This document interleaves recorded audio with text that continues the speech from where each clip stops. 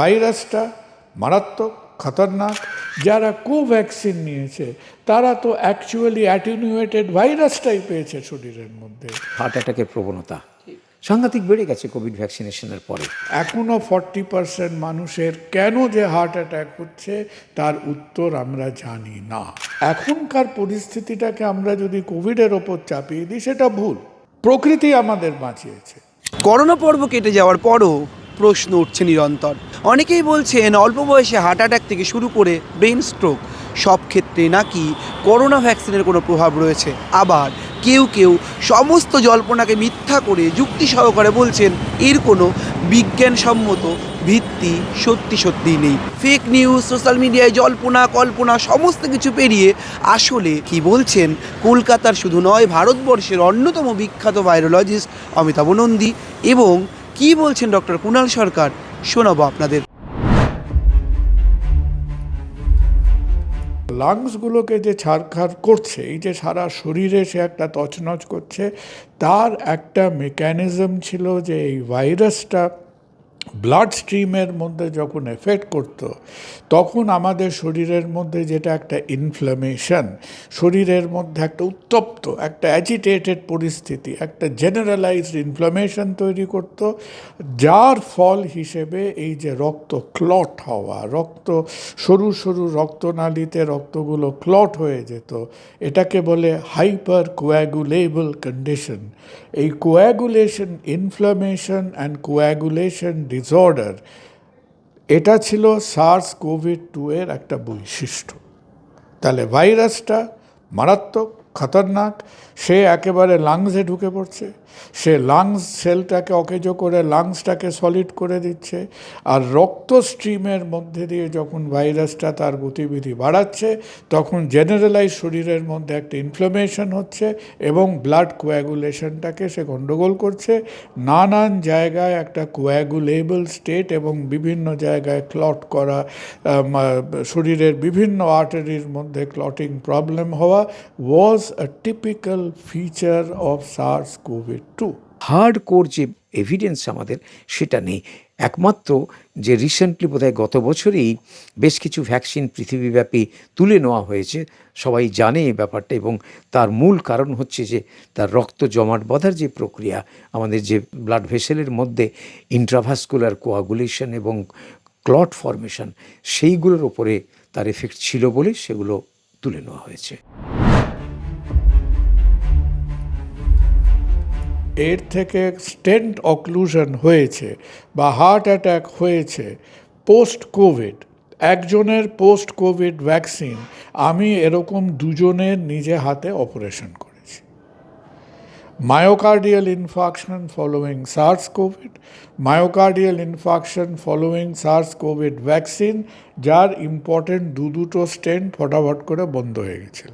এবার আমাদের নেক্সট স্টেজে বুঝতে হবে যে এবার ভ্যাকসিনেশনের গল্প আমাদের দেশে 2022-এর মধ্যে শেষ হয়ে গেছে। 2022 সালের পরে, কারণ এমনিতেই আমাদের booster dose was not very great. আমরা মেরে কেটে যে বুস্টার ডোজটা 30-40 পার্সেন্টকে দিয়েছি কিনা সন্দেহ। যেটুকু আমাদের কাছে সায়েন্টিফিক এভিডেন্স আছে যে ভাইরাস বা ভ্যাকসিন রিলেটেড যে কোয়াগুলেশনের ঝুটঝামেলাগুলো, এই ঝুটঝামেলাগুলো খুব সম্ভব should not be expected more than 6 months after vaccination. Definitely ছিল। আমরা যদি এড়ে তর্ক করি যে SARS-CoV বা ভ্যাকসিনেশনে কোনো রকম কোয়াগুলেবল কন্ডিশন ছিল না, কথাটা ভুল ছিল। কিন্তু সেই এফেক্টগুলো as far as blood cells are concern, আমাদের সেই সেল টার্নওভার প্রতি 10 দিনে সেই সেল টার্নওভার হয়ে সেল ধ্বংস হয়ে নতুন সেল তৈরি হচ্ছে। আর প্লাজমা প্রোটিন যে ফ্যাক্টরগুলো থাকে, সেই প্রোটিনগুলো আমাদের বডির মধ্যে, লিভারের মধ্যে কমপ্লিটলি তার একটা টার্ন অ্যারাউন্ড ঘটছে এভরি ফিউ আওয়ার্স, সেটা করছে। মোটামুটি ক্লিনিক্যালি যারা আমাদের থেকে আরও অনেক খুঁটিয়ে এই সাইড এফেক্টগুলো দেখেছে, দে বিলিভ, যে ডেটাবেসগুলো দেখেছে, তারা মোটামুটি মাস 6 অবধি এই সাইড এফেক্টগুলো ট্র্যাক করেছে। Some hypercoagulable effects were detected till up to 6 months, তারপরে আর সেটা লিঙ্গার করেনি। দ্য ইয়াংগেস্ট হার্ট অ্যাটাকের পেশেন্ট যাকে আমি অপারেশনের জন্য এনলিস্ট করেছি তার বয়স হচ্ছে 33 বছর। ভিতরটা একেবারে লঙ্কা কাণ্ড হয়ে গেছে, তার জীবনে কোভিড হয়নি, সে মাত্র একটা ডোজ ভ্যাকসিন নিয়েছিল। এখনকার পরিস্থিতিটাকে আমরা যদি কোভিডের ওপর চাপিয়ে দিই সেটা ভুল। কোভিডের একটা এফেক্ট ছিল অলরেডি, আমাদের মানুষদের, আমাদের সবার মধ্যেই একটা ঝামেলা রয়েছে। কোভিড সাময়িকভাবে এই প্রবলেমটাকে আরও অ্যাকিউট করেছিল। কল্পনা করার দরকার নেই, আমি কোভিড লাংস হাতে ধরে দেখেছি, আমি সার্স কোভিডের করোনারি আর্টারি ডিজিজ, আমি ব্যক্তিগত I have individual experience of operating on that, I know what it is. সন্দেহ তো থাকছেই, এবং সেটা অবজারভেশন, এটা আমরা দেখেছি। মানে এগুলো হয় কি সার্কামস্টান্সিয়াল এভিডেন্স বলা হয়। তাতে দেখা যাচ্ছে যে 2020 আগে এসবগুলো ছিল না। যেমন ধরো ইয়াং এজে একটা 25 থেকে 40-এর মধ্যে হার্ট অ্যাটাকের প্রবণতা সাংঘাতিক বেড়ে গেছে কোভিড ভ্যাকসিনেশনের পরে। এবং এই সব কিছুকে যদি আমরা মিলিয়ে দেখি, একটা কথাই বলতে হয় যে এটা এখন প্রমাণিত যে কোভিড ভ্যাকসিনের পরে কতগুলো আমাদের শারীরিক নানা রকমের প্রক্রিয়া বা গঠনে পরিবর্তন এসেছে। যেমন ধরো রক্ত জমাট বাঁধার যে প্রক্রিয়া, সেখানে কিন্তু কোভিড ভ্যাকসিনের একটা খারাপ এফেক্ট দেখা গেছে। এবং সেই যে কারণে সন্দেহ করা হচ্ছে এই যে ইয়াং এজের মধ্যে এত বেশি একটা হার্ট অ্যাটাকের বা সেরিব্রাল স্ট্রোকের বা লাংসে এম্বোলিজমের এসবের যে আমরা দেখা গেছে, পেশেন্টগুলোকে দেখতে পেয়েছি আমরা, অনেক মানুষ মারা গেছে, সেসব ক্ষেত্রে এটার যোগ থাকাটা একেবারেই অস্বাভাবিক নয়, অসম্ভব নয়। এখন প্রত্যেকটা কেসে তো পোস্টমর্টম করা হয়নি। যারা মারা গেছে এইসব ক্ষেত্রে, ধরো আমি একজন গায়ক গান গাইছে, হঠাৎ স্টেজে গান গাইতে গাইতে তার একটা বুকে ব্যথা হলো, হঠাৎ করে মারা গেল, এবারে তাকে বাস তার সৎকার করে দেওয়া হলো। সে সময় তো সেই কোভিড ভ্যাকসিনের জন্য হয়েছে কি কারণ হয়েছে, তাহলে সেটা পোস্টমর্টম করা দরকার ছিল। আনফর্চুনেটলি এইসব জানা সত্ত্বেও, এইসব সন্দেহ করা সত্ত্বেও কিন্তু সেই পরিমাণে অটোপসি যাকে বলে এগুলো করা হয়নি। এটা খুব দুঃখের কথা।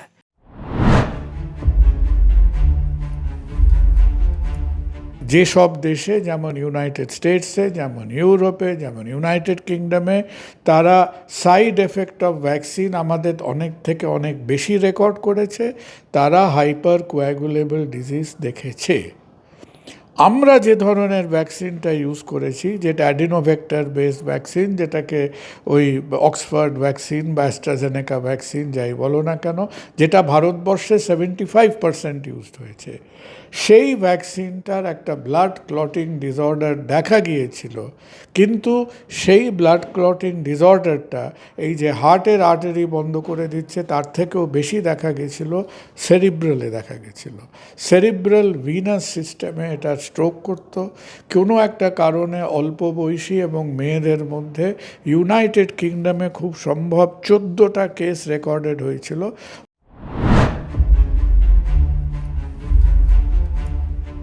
'25-এ এই ভ্যাকসিনকে কানমূলা দেওয়ার চেষ্টা করাতে যদি আমরা চেষ্টা করি, আমরা শাক দিয়ে মাছ ঢাকছি। There is simply no scientific way. যতটা ভ্যাকসিন, আমাদের ভ্যাকসিনের কিছু এফেক্ট ছিল, আজকে কোভিডের যে মরণ কামড় থেকে আমরা বেরোতে পেরেছি, তার জন্যে যদি কোথাও গিয়ে কালীঘাটে পুজো দিতে হয়, যার নামে পুজো দেবে তার নাম হলো Omicron. It is nature who saved us. প্রকৃতি আমাদের বাঁচিয়েছে। আমাদের ভ্যাকসিনের যা ক্ষমতা ছিল, ভ্যাকসিনের থেকে 500 টাইমস মোর পাওয়ারফুল ওয়াজ অমিক্রন। একটা মানুষ নেই যার অমিক্রন ইনফেকশন হয়নি। হাই ইনফেক্টিভিটি, লো ভিরুলেন্স। কোটি কোটি ভারতবাসীর মধ্যে আমার 2টো কেসের এক্সপিরিয়েন্সের কী মূল্য আছে? কিন্তু আমার কাছে ব্যক্তিগত লোক হিসেবে আছে। তারা কতদিন টাইম পিরিয়ড ছিল পোস্ট ভ্যাকসিনেশন? Within 3 months। আর কোভিডের সময় এই যে ব্লাড ক্লট করে হার্ট অ্যাটাক, আমরা তাকে বলতাম ফলস হার্ট অ্যাটাকস। আমরা অ্যাটলিস্ট 4-5 জন পেশেন্টকে দেখেছি বুকে ব্যথা নিয়ে আসছে, বিচ্ছিরি রকম। ইসিজি দেখলে মনে হচ্ছে প্রায় আমাদের মানে ইসিজিটা যেন ঘুষি মারতে আসছে। সঙ্গে সঙ্গে তাকে ক্যাথল্যাবে নিয়ে গিয়ে অ্যানজিও করা হলো। আমরা সব ভাবছিলাম বাবা এর কী না কি ব্লকেজ বেরোবে। অ্যাটলিস্ট 4 থেকে 5 জনের কথা আমার মনে পড়ে যার একটাও ব্লকেজ বেরোয়নি। কেন বেরোয়নি? তার মানে তার হার্টের ভেতরে ছোট ছোট আর্টারিজগুলো, যেগুলো আমরা অ্যানজিওগ্রামে দেখতে পাই না, তাদের ডেফিনেটলি মাইক্রো সার্কুলেশন প্রবলেম হচ্ছিল।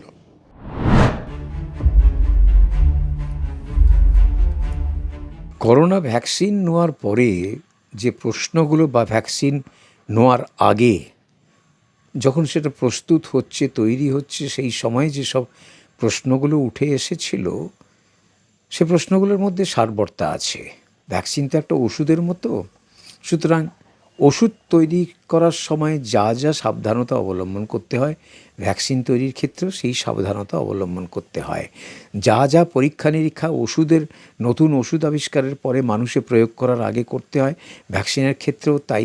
সেগুলো প্রয়োগ করার আগে, মানুষে প্রয়োগ করার আগে সেগুলো বিভিন্ন প্রাণীর মধ্যে, এমনকি ল্যাবরেটরিতে বিভিন্ন টেস্ট টিউবে নানাবিধ পরীক্ষা নিরীক্ষার মাধ্যমে সেটা মানুষের কোনো ক্ষতি করবে না একেবারে স্থির নিশ্চিত হয়ে সেটা তখন প্রয়োগ করা হয়। যে কোনো ভ্যাকসিনের দুটো দিক আছে, একটা হচ্ছে যে তার এফিকেসি অর্থাৎ কতটা কার্যকরী, আর একটা হচ্ছে সাইড এফেক্ট অর্থাৎ পার্শ্ব প্রতিক্রিয়া কতখানি। ধরো একটা অসুখ আমি দেখছি, সেই অসুখটা বারবার ফিরে ফিরে একটা মানুষের মধ্যে আসে, সমাজের মধ্যে আসে। এবারে সেখানে আমি একটা ভ্যাকসিন দিলাম, একটা সামাজিকভাবে যে অসুখ তৈরি হচ্ছে, আমরা সেক্ষেত্রে আমি এটা উদাহরণ দিচ্ছি, সেক্ষেত্রে আমরা দেখছি যে একটা সমাজে একটা অসুখ হওয়ার পরে সেই জীবাণুটার যারা আমাদের সবাইকার মধ্যেই কিছু কিছু অ্যান্টিবডি তৈরি হয়ে যায়। সেই অ্যান্টিবডি তৈরি হওয়ার ফলে পরের বছর যখন সেই অসুখটা আসে তখন অত বেশি মানুষ আক্রান্ত হয় না বা অতটা মারাত্মক আকার ধারণ করে না। এখন এইখানে আমি ভ্যাকসিন যখন নিয়ে আসব, তাহলে স্বভাবতই প্রশ্ন উঠবে যে পরবর্তীকালে যে পরের বছর আমি যদি দেখি অসুখটা কম হয়েছে, সেটা ভ্যাকসিনের কারণে হয়েছে নাকি হার্ড ইমিউনিটির কারণে হয়েছে, এটা কি করে পরীক্ষা করবে? সেই পরীক্ষাগুলো, এখন সেই পরীক্ষা তো আমাদের করা হয়নি এখানে। আসলে সেখানে এই এফিকেসি, আমি এটা উদাহরণ দিলাম, এই এফিকেসি যে কোনো ভ্যাকসিনের এটা দেখতে হয়। আমরা একটা ভ্যাকসিন মানে সেই ভাইরাসটাকে আমরা আরও নিরীহ ফর্মে শরীরের মধ্যে ঢোকাচ্ছি, যাতে আমাদের শরীরের মধ্যে তার একটা রিয়াকশান হবে। সেই রিয়াকশানে আমরা কিছু অ্যান্টিবডি ফর্ম করব, কিন্তু সেটা মারাত্মক হবে না। এখন ধরো তুমি যদি অঙ্কের হিসেবে দেখো যে ভাইরাসটার অরিজিনাল যদি তার ড্যামেজিং প্রপার্টি যদি থাকতো 100, তুমি যখন ভ্যাকসিনটা তৈরি করলে সেই পাওয়ারটা হয়তো 100 থেকে কমে তার এফেক্ট হয়তো হয়ে গেল 25 কি 30, কিন্তু সেটা তো 0 হলো না। তাহলে সেই ভাইরাল প্রপার্টিটা যখন আমার শরীরের মধ্যে ঢুকবে, যখন আমরা যারা ওই অ্যাস্ট্রাজেনেকা ভ্যাকসিন নিয়েছি, তাহলে সেটা ঢুকেছে আমাদের অ্যাডিনোভাইরাস অ্যাডজাঙ্ক্ট হিসেবে। যারা এমআরএনএ ভ্যাকসিন নিয়েছে সেটা এমআরএনএ হিসেবে ঢুকেছে। যারা কোভ্যাক্সিন নিয়েছে তারা তো অ্যাকচুয়ালি অ্যাটিনিউয়েটেড ভাইরাসটাই পেয়েছে শরীরের মধ্যে। কারো মধ্যে, বিশেষ করে কিছু কিছু ভ্যাকসিনের মধ্যে এই ব্লাড ক্লটিং বা কোয়াগুলেশন ঝামেলাটা দেখা গেছে। আমি ভ্যাকসিন দিয়ে দিলাম, দেওয়ার কিছুক্ষণের মধ্যে, ধরো আধ ঘন্টা 1 ঘন্টার মধ্যে একটা সাংঘাতিক রিয়াকশান হলো, এটাকে আমরা বলি immediate reaction, immediate side effect. আরেকটা হচ্ছে যে তারপরে ডিলেড সাইড এফেক্ট। এই ডিলেড সাইড এফেক্ট মানে পরবর্তী পর্যায়ে যে সাইড এফেক্ট, সেটা কতদিন? সেটা 1 দিন, 6 মাস, কয়েক বছর হতে পারে। এখন সমস্যা হচ্ছে যে একটা ভ্যাকসিন, আমি স্বাভাবিক করোনা ভ্যাকসিনের সময় আমরা দেখেছি যে সেই লং টার্ম সাইড এফেক্ট বলে কোনো জিনিস পরীক্ষা করা সম্ভব ছিল না। তো স্বাভাবিকভাবে সেখানে প্রশ্ন এসে যায়, প্রশ্ন থেকেই গেছে যে করোনা ভ্যাকসিন যখন আমরা উদারভাবে মানুষের মধ্যে প্রয়োগ করা হয়েছে, সারা পৃথিবী জুড়ে প্রয়োগ করা হয়েছে, 10 বছর পরে বা 3 বছর পরে সেই ভ্যাকসিনের কী সাইড এফেক্ট দানা বেঁধে উঠে আসতে পারে সেটা তো আমরা দেখার সুযোগ ছিল না। ন্যাচারালি সেগুলো যদি হতে থাকে তাহলে এখানে অবাক হওয়ার কিছু নেই। আমরা খবর রাখি যে এত কুকুরের জলাতঙ্কের ভ্যাকসিন নেওয়া হচ্ছে, তার মধ্যে কজনকার জিবি সিনড্রোম হচ্ছে আমরা খবর রাখি না। এত যে চিকেন পক্স ভ্যাকসিন দেওয়া হচ্ছে, এত যে ইনফ্লুয়েঞ্জা ভ্যাকসিন দেওয়া হচ্ছে কোটি কোটি মানুষকে পৃথিবী জুড়ে, তার মধ্যে কতজনের জিবিএস হচ্ছে কিনা সে খবর আমরা রাখছি না, আমরা আলোচনাই করছি না, কিন্তু করোনা নিয়ে আলোচনা করছি। যদি হয়েও থাকে তাহলে প্রায় একই, সুতরাং সেটাতে কোনো তফাৎ নেই এবং সেটা মেনে নিতেই হবে। আমরা এখনও আমাদের বডি ওয়েট, লিপিড প্রোফাইল এই কটা ম্যানেজমেন্ট করে উঠতে পারছি না। আর সবচাইতে বড় কথা হচ্ছে আমাদের ব্যর্থতা কোথায়, যে আমরা এখনও তোমার কাছে এই যে খুব জ্ঞানগর্ভভাবে কথাগুলো বলছি, diabetes, smoking, cholesterol, lipids, body weight, এগুলো বস্তা পচা খবর। কেন? কারণ এই কথাগুলো আমরা জানতাম 1965 সালে। তাহলে 65 সালের পর থেকে প্রায় 55 বছর 60 বছর সময় হয়ে গেছে, আমাদের বিদ্যে বুদ্ধি একদম বাড়েনি। কারণ আমরা চিকিৎসা করছি, মেরামতি করছি, বাইপাস করছি, অ্যাঞ্জিওপ্লাস্টি করছি, স্টেন্ট বার করছি, এতেই আমরা ব্যস্ত। আমাদের যে ফর্মুলা, এই কোলেস্টেরল, ডায়াবেটিস, হাইপারটেনশন, স্মোকিং, এই ফর্মুলার মধ্যে অ্যাবাউট 60% মানুষ পড়বে, ছেলেমেয়েরা পড়বে। এখনও 40% মানুষের কেন যে হার্ট অ্যাটাক হচ্ছে তার উত্তর আমরা জানি না। So you have the ways and means. আমাদের ভুলগুলো, আমাদের জেনারেশনের মিস্টেকগুলো আর একবার কপি পেস্ট করার কোনো প্রয়োজন নেই। নর্মাল হার্ট অ্যাটাক তো অনেক সারা বছর জুড়ে, সারা শহর কেন সারা পৃথিবী জুড়ে হচ্ছে, সেখানে যা ট্রিটমেন্ট এখানেও তাই ট্রিটমেন্ট, কোনো ট্রিটমেন্টের নেই। আর এর প্রিভেনশনের কোনো উপায় নেই। আমি জানবো কী করে আমার হচ্ছে বলে? তাহলে তো প্রত্যেকটা মানুষ আজকে হার্ট অ্যাটাকের জন্য প্রিভেন্টিভ মেজার নিতে পারত। হার্ট অ্যাটাক তো শুধু কোভিড ভ্যাকসিন সন্দেহজনকভাবে হচ্ছে তা নয়, হার্ট অ্যাটাকের তো মূল অনেক কারণ আছে আরও। তো আমরা তো সেগুলো প্রিভেন্টিভ নেই না কিছু। এখন হ্যাঁ, একটা বয়সের পরে যে প্রত্যেক মানুষের লাইফস্টাইল মডিফিকেশন বলো বা তার খাবারের অভ্যাসে কীভাবে তার সীমিত খাবার করা বা তার রেগুলার চেক আপ করা, হার্টের চেক আপ করা, তার বিভিন্ন রকমের রক্ত পরীক্ষার মাধ্যমে আমরা এগুলো একটা মানুষকে, বিশেষ করে 40 বছর পেরিয়ে গেলে এগুলো করে থাকছি। এটা বছর যুগ ধরে হয়ে আসছে এগুলো। তো সেগুলোকে যদি আমরা প্রিভেন্টিভ হিসেবে ধরে নিই তাহলে সেইভাবেই করবে। অন্যান্য হার্ট অ্যাটাকে আমরা যেভাবে প্রিভেন্টিভ মেজার্স নিয়ে থাকি এখানেও তাই করবে। চিকিৎসকরা বলছেন ভ্যাকসিন দেওয়ার পরই অল্প বয়সে হার্ট অ্যাটাক হচ্ছে অথবা ব্রেন স্ট্রোক করছে কারো, আবার সব কিছু পেরিয়ে নানান রোগাক্রান্ত হচ্ছেন কেউ শুধুমাত্র করোনা ভ্যাকসিনের জন্য। এমন কিছু সত্যিই সম্ভব না এবং তারা বলছেন গুজব থেকে দূরে থাকুন। আমি সতর্ক থাকলেই আসলে রোগ থেকে অনেকাংশেই নিরাপদ থাকা যায়। ক্যামেরায় শুভজিৎ মুখোপাধ্যায়ের সঙ্গে রমেন দাস, সংবাদ প্রতিদিন .in।